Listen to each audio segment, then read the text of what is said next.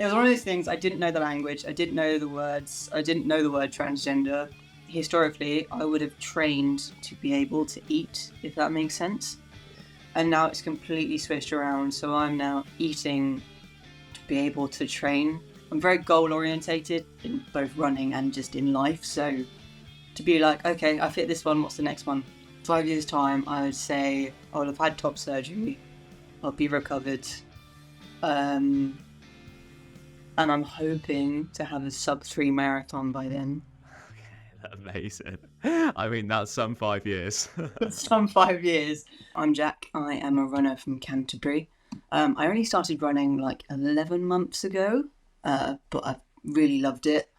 Got into it and just kind of getting quite fast, I think, maybe. I get underestimated a lot because I am transgender and being born female in the men's category. People kind of don't think I'm going to be that quick, I think. So, yeah. There's so much I want to talk about in this, but I think let's go back to the start of your running journey to start with. You said like it's only been 11 months. What was that initial step into the running space, and why did you take that? So my best friend was like, should we do a Tough Mudder? And I was like, okay, that's fine, we can do that. And I was like, 5k, 10k, and she was like, 10 miles. And I was like, I've never run 10 miles in my life, let alone if you chuck in 30 obstacles, I've got to get out running. And that's what started it. And I put all that work in to get there. So I was like, I might as well keep this up now because I can do 10 miles now. How much further can I go? And what else can I do? What I love is following your Instagram account, which is brilliant, by the way. And if you don't follow, I'll put a link in the description of this podcast. On there, it's very obvious that you really love racing, and sometimes it takes people a little bit to get into that side of things. Like you might train for 6 to 12 months, maybe even a couple of years before you then get the confidence to be like, I want to race. What was the reasoning that you've decided kind of I want to race and I want to race lots? So I started with Folkestone 10, and then I think I did Folkestone 10 1 week, and then the weekend after I did Richmond Park Half, which was very hilly. I can remember that very much. And having done both of those and actually doing quite well in both of those, I kind of thrive and get motivated by success and being able to do better. And that competitive environment kind of allows me to do that. And it was a little bit of just like, how far can I take this? And I need a goal to get to, normally to train towards, otherwise I won't do it. I need there's a race coming up, I need to train for it. Otherwise I'm not going out there and I'm not running. Is that just a purely motivational thing, do you think? Just something that's in the pipeline to almost be a little bit scared of, like, look, I have to train to get to this point, otherwise that day's not going to go very well? Yes, yeah, exactly that. And if I set a time goal and I'm like, okay, I want to hit this time goal, so I need to do this much work to get there. And then my weeks are planned out. I know what paces I'm meant to be hitting.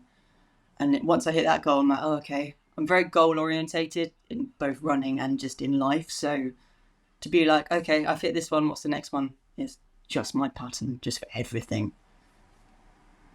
There's obviously going to be some unique challenges in your situation being trans, like coming into the running space.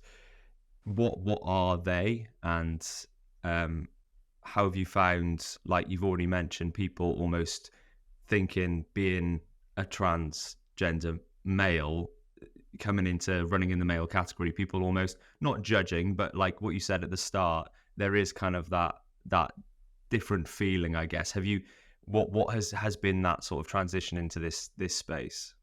I think initially, like I have ran probably years ago with pre-transition, and the times initially there was that, like the times before that I would have considered good.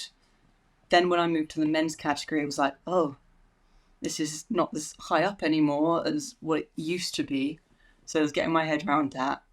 There's also so where I have my testosterone shots, I have them every 12 weeks. So this is week 11. And in that last week, my levels drop, my energies go down, and I'm not performing well, like at all that week. So you have to navigate racing and training around that as well. And then there's also that kind of like people will initially go, well, what category? Do you do even females? I'm like, no, because I'd be an advantage because I'm on hormones. That's not allowed. They're like, so you're at a disadvantage. And I think the last race I did, which was Victoria Park 10 mile, I think I came third in the senior men's category. And everyone was like, oh, you're actually able to be quick and do well in your category. I'm like, yes, I can. So it's all that underestimation of my ability just purely based on how I was born. That's probably the main one. And when you talk about, you know, those hormones, which you do very eloquently again on your Instagram, that's obviously a challenge that not many people have to deal with, and you have to then every sort of 12 weeks, as you say, you have to remind yourself, like, this is the reason I'm not performing. Does that, do you ever feel that you like forget that and you're in that point and you're thinking, oh, this, and then you have to remind yourself, no, this is the reasoning. Do you ever find yourself in that space? The track this morning would be a prime example. Probably on the 800-meter ones, they didn't Yeah. go well. My legs were not going, and I was like, why is this happening? And I was like, okay, actually, my tee shot's on Friday. I'm literally 3 days out. I don't know why I'm expecting to hit every pace spot on. This is not the week it's going to happen. So just kind of being nice to myself a little bit and going, well, next week I'll probably be a little bit more picked up and my performance will go back up and I'll be back where I want to be. But yeah, there's definitely moments you go, what's wrong with me?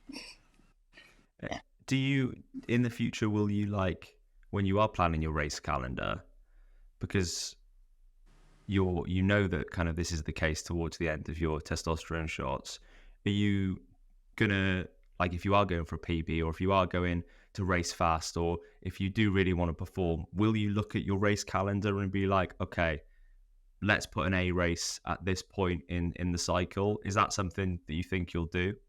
Yes, so Brighton Marathon, which will be my first marathon, that is a good point in that kind of cycle. It's probably at the end, but not too far at the end, maybe 9 weeks in. So I've had good training beforehand and it should be fine. And then I can have a nice rest period afterwards and then just restart like 2 weeks later.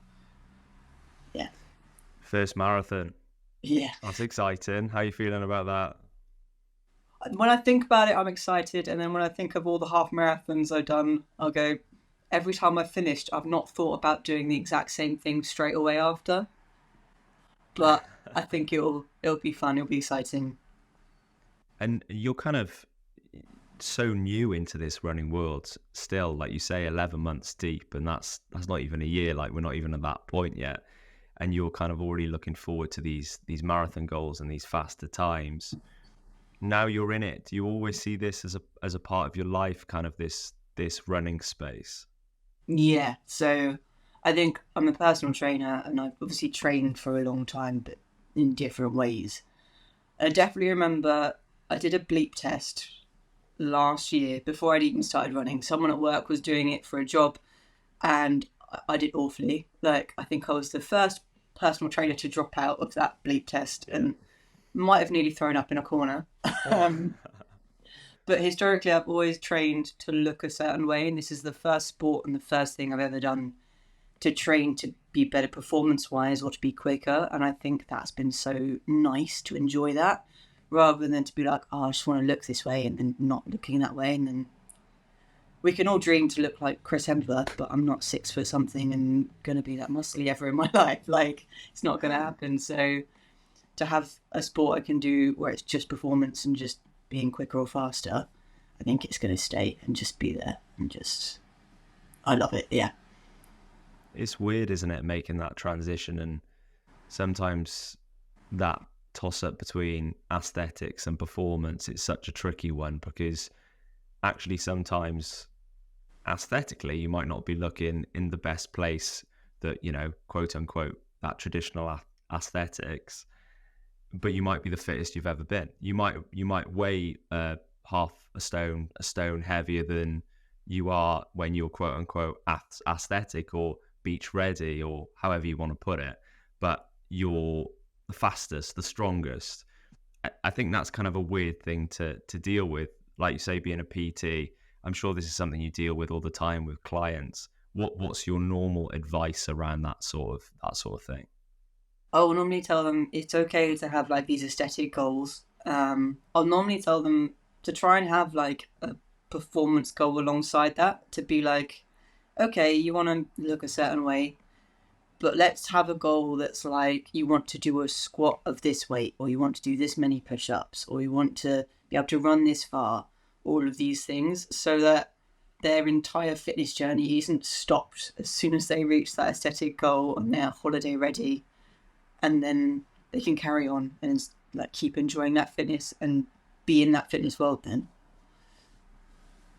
And helping people is obviously something that, you love to do, whether that be in your job as a PT or even just out on the course. I did see a reel of yours talking about helping to pace somebody at an event, then you kind of moving forward a little bit, and then them dropping off, and then towards the end you dropping off slightly and them coming past, sort of saying go on. That sort of community vibe of that running, of the running space, is that something that feels special to you? 100%. Like that person that paced me got me through that race, and then I paced them, and it was, yeah, that community. Like I have been to run clubs in London and just meeting other people that are like-minded and helping each other out. And like one of my best friends is a runner as well. And that Richmond Park half marathon, it's probably not the best cycle to be in, but she was running quick because she was at that point quicker than me, and I was keeping up with her. And in her head, she was going, "Oh well, Jack's only been running for like 8 months, and he's keeping up with me, so I best keep this pace up." And I'm behind her going, "Got to keep up with Holly because I said I'd keep up with Holly." And we both got amazing PBs on that race, and it was just that working together, even if it was not very good communication, to get really good PBs. I want to talk a little bit about your journey as a transgender man as well. When did you first kind of realize that you were born in the wrong gender? So it was probably when I was 25. So I'm now 28. That's maths. That's 3 years ago. It was one of those things. I didn't know the language. I didn't know the words. I didn't know the word transgender. And historically, like I've struggled with bad mental health and anxiety and panic attacks and eating disorders along the way. And it all boils down to the fact that I didn't know what the word transgender was. I didn't know that I could be a boy if I wanted to. Like, and then all of a sudden, it was like a switch. I came out and everything was 100 times better. I felt so much more comfortable in myself. And then I went privately on hormones and just have grown and grown and grown ever since. You described it as a switch there, like that almost moment of kind of enlightenment, I presume, of being like, oh, like this I see that there's a way forward here. Before that, you say 25, let's go back to 20, 21, 22, 23. Talk me through kind of the struggles of those years, because I imagine they were kind of very difficult when you didn't really know where you were going. Yeah, so probably 20, all the way through that, I was lots of panic attacks. I think I had 3 relapses of eating disorders between them, which is why it's been interesting actually fixing my relationship with like fitness and running later on as an adult who's now much more recovered, been through treatment, has come out as transgender, and I'm just like living as my true authentic self. So when I look back at all of my notes from my treatment, it was like all the things that I said I didn't like were the things that were feminine about me, like my hips and stuff. So it was like, actually, it wasn't necessarily the reasons we thought it was. I was just a guy, like in a girl's body. And I really struggled at work, and now like thriving at work, more clients, more classes, teach spin classes as well, like much better. You sitting here with me now, 17th of July 2024. Going back 5 years, what would you say to yourself? What would you say to yourself back then? Because obviously, like you say, it was a very, very difficult period. You kind of didn't know where you were going. What would you say to yourself? I'd say that it's going to get better. You're going to figure it out. It's just a case of giving yourself time and actually realizing that you do need to kind of take help when it's given to you rather than being stubborn and trying to do it yourself. And that's, I guess, a really important lesson, that lesson of taking help. Are there people that along this journey you've been inspired by, or have sat down with you and kind of worked through things for you? Who are those people that, like you say, have helped? I'd say my bosses at work, because I probably was on the wait list for NHS treatment going into lockdown, which was Oh wow. not ideal. Yeah. But they sent me home with a pair of scales, and they were like, "You will weigh in once a week. We'll keep an eye on you. You're like, we'll get you through this." Like they didn't have to do any of that. Like they were furloughed, but like they didn't have to do it. Um, but they did, and they took the time, and then I got back here, and by the time I entered actually into the NHS treatment scheme, I was pretty much weight restored, good to go. It was just doing all the mental work rather than anything. That relationship with food. Now we've already talked kind of about the performance side of running, and that food is fuel is such an important part of being able to progress your times, progress your distance, and all that sort of thing. Where is your relationship with food at now? So much better. I would say historically, I would have trained to be able to eat, if that makes sense. And now it's completely switched around. So I'm now eating to be able to train. Like there are days at work where I teach a spin class. I have to teach a weights class afterwards, which the legs aren't necessarily the happiest by that point. Um, I've probably done a run in the morning, and I probably will eat probably 4,500 calories in that day. Which, if you'd have told me 5 years ago I'd be doing that, I would go, no, that's ridiculous. Why would I do that? But it's what my body needs to be able to recover and fuel and keep going, and that's the most important thing. And having been through all of these experiences, it's you're still very, very young, aren't you? You've been through so much in your short life, and you've got so much to come. Like, if people ever come to you now, because I would imagine, everything you've been through, you're a wealth of knowledge. You've got so much behind you now. Have you had people come and speak to you about sort of things that maybe in the past that you would want to go outwardly and speak to other people about, if that makes sense? Yeah, so especially maybe where I'm at work, I might have clients come in and they might have very similar issues to maybe I've had in the past. I'm also like not necessarily your conventional personal trainer in the sense that I will do like PTs to get fitter, stronger, whatever. But we do GP referrals, so like doctors will send people to us as like a prescription of exercise. So sometimes we do get mental health ones come through, and I'm kind of very much like, oh, okay, I can help this person and get them kind of a little bit back on track. Or I have cardiac referrals, so people have had heart attacks or strokes and all of that, and it's just kind of like their mental health might have gone as well. As much as I've not been through what they've been through, I've maybe had some depression or some anxiety, so I've got an understanding of it a little bit. And that must be very rewarding, kind of helping those people and seeing them through a difficult time. What does it feel like to you when you're able to offer advice or just compassion to these people that have maybe come to you through a referral? It's just so rewarding. Like when they have 12 weeks with me, and when they get to the end of that 12 weeks, and you go, "What progress have you made? Like, what do you think you've got from this referral?" And they'll list all the things. They'll be like, "Oh, I've got more energy, and I can now walk this far, or I can now do this much on the bike." And you're just like, "You smashed it, yeah, well done." Like, it's so rewarding to know that you've helped someone in their life. I know I've mentioned your Instagram a few times, but there was one reel when I was kind of doing a bit of prep for this that I looked at, and you could see there was like obvious emotion. The reel was posted on the 1st of July, if anybody wants to go and see it, and it was the gender recognition certificate coming through. look, from somebody that doesn't know, I'm not going to pretend that I do in this instance, but what is that whole process behind getting that gender recognition certificate, and what was it like when you're sitting there, you know, in the video, you're on the couch, you're seeing it, you're reading it, and it's very obvious to see that that means so much to you. So yeah, talk me through that whole process of getting that, and then what it felt like. To get that, you have to have 2 letters from doctors. One has to be a gender specialist.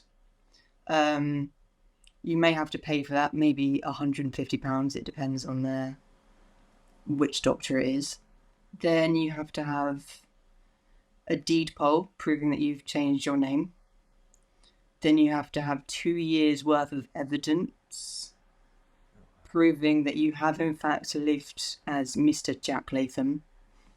And it has to be varying evidence, so it can't just be like loads of payslips or loads of things. It has to be like library cards or passports. And initially I was like, well, I've lived as myself for 2 years, so how can it be that hard to find? It is like, I was going through my files, I was like, I don't know if I have the bills or all of these things to prove that I have lived as Jack for 2 years.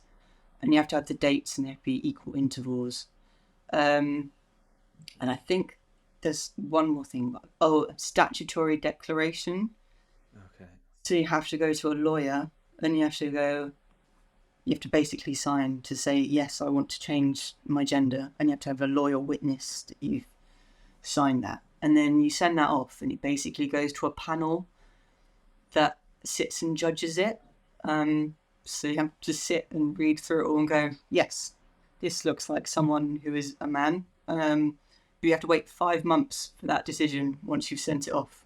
And they could come back and go, no, no, this isn't a dude. This isn't a guy. So to get it through and go, oh, okay, I've done it now.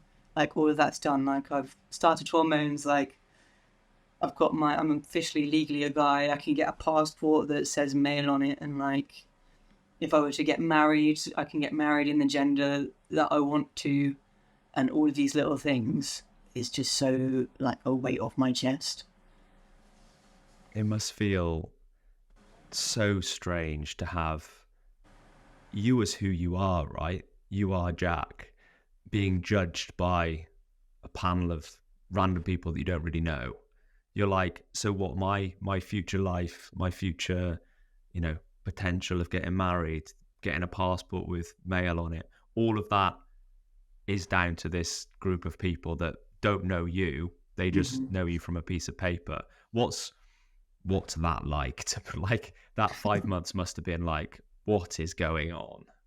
I remember I put in my diary, because it can take longer. It says 24 to 33 weeks to be expected on the wait list. And you're just sat there, put in my calendar. I was like, 24 weeks in my calendar. That's 24 weeks after I sent this off. And I remember just sitting there, it's not come through. Like, it's not come through.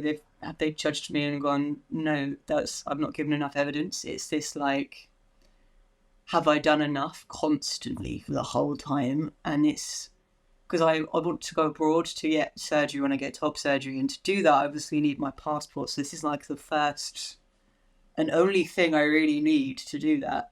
And it's in the hands of these strangers. And you're like, oh, this is not ideal, but it is what it is. And then when it does come through, you receive it. And like I say, I would advise you to go and watch this reel if you're listening to it, because it's just that look of emotion, that real like, okay, this is kind of the next step. Did it feel like that? Did it feel like this is the next step towards the next step, if that makes sense? Yes, 100%. It felt like, okay, I can do this now. I've got that. I'm legally a man. There is nothing stopping me now. Like, no one can take that away from me, if that makes sense. Yeah. All the way up to that, you're legally a female still. You're like on hormones. I sound like this, I look like this, but like still legally a female. But so it's this essence of someone could just take that away. And now I've got it. I'm like, okay, it's in the bag. I'm a man now. It's done. Like, all good.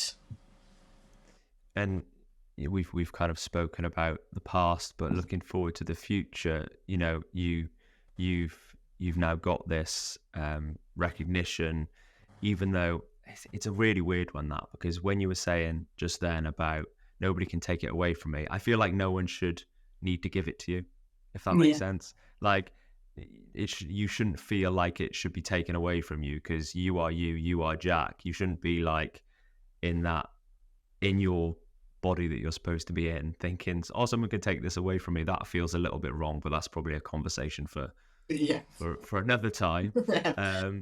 Looking kind of forward, I guess, where do you see yourself now in 5 years' time? Now you're legally who you are, and kind of let's speak in two terms. Let's speak in a personal term, and let's speak in a athletic term as well. 5 years' time, where are you? 5 years' time, I would say I would have had top surgery. I'll be recovered. And I'm hoping to have a sub-3 marathon by then. Okay, amazing. I mean, that's some 5 years. Some 5 years, but we'll see. I'm on track for a 90 half in October. But yeah, hopefully sub-3 marathon in 5 years. Maybe Ironman, but we'll see. Yeah, let's go Ironman. That's exciting. There's it's almost like we've kind of split this conversation into two halves, and not on purpose, but we've talked about running and we've talked about kind of your personal journey as well. And what it seems, and that is really nice to hear, is that running's there for you, isn't it? Whatever's happening in your kind of personal life, that 5 months of waiting, everything that's kind of happened, you can now, you've only done it for 11 months, but you can now always go back to running as kind of that thing that kind of grounds you and helps you probably deal with a lot of anxiety and etc. Does it feel like that? And are you thankful that you found running? Yes, so it's definitely that thing that, like, had a bad day, go running. I think it Saturday? I think Saturday, I was finished work. I was like, one of those days where everything hadn't necessarily gone right. There was a downpour outside, and I was like, you know what, I'm just going to go running. I don't care if it's raining or what. Some of those runs, the best runs is when it's raining. And actually, I had a smile on my face the whole way around. Like, despite having this day at work where I was a little bit like, none of my work got done on time. The admin was piling up. But yeah, this one run just fixed my day entirely. And I think it's that thing that I've seen the progress, and I've never been more committed to a sport before. Like, I've dipped my toe into different athletic areas. Like, I did rock climbing for a bit and stuff, but this is the one that I've never put so much into. And actually seeing the rewards and seeing what comes out of it, like, it's here to stay. And it's that thing I'm always going to go back to. If you were going to write a love letter to running, let's say, what would be that one thing that you would always say to somebody that would maybe encourage them to get out the door, start again, or keep doing that thing? I'd say that there is always going to be those days where you don't want to go out and run, and those runs are normally the ones that are the best. Those are the ones that actually you're just happy and thankful that you actually even got out that door and you got running, and you normally come back absolutely chuffed that you've actually done a little bit, even if it's 1k, 2k, 5 minutes, 10 minutes, or half an hour. Like, I've never regretted going out and doing that one singular run, even if it's a day where I've woken up and gone, not today. That's, yeah, probably the one.